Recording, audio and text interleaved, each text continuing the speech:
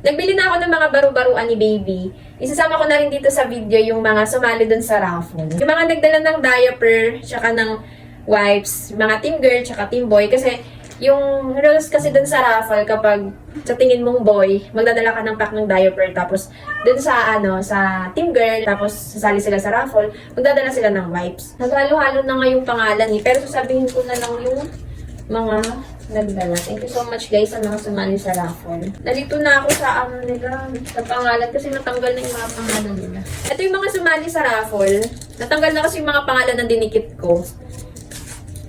Ito si Andre, si Jenica, si Chelsea, si Jolina, si Irene, si Anne, si Charilyn, si Resh, si Pam, si Rancel, si Jessa, si Gio, tsaka si Danmark. Si Queensley, nagdala din siya ng baru-baruan dito. Ayan.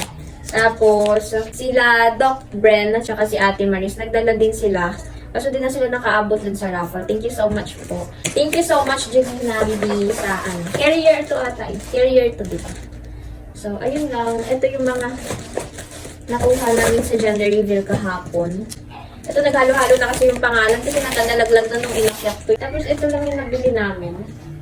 Sa may uno na kami namili, tapos sa may Star Department Store. Ayun. Sa may Robinson. Ayan. Bumili lang kami ng baru-baruan yan na ganito t-shirt. Sabi ko nga gusto ko ng long sleeve kasi makakagatin siya ng, di ba, mga insekto. Pero, sabi ni mga mainitan daw kasi si baby, kaya ganito lang siya manggas. Tapos, pasando. Ito yung brief niya, tsaka pajama. Tapos may ganito lang isa. Ito, partner.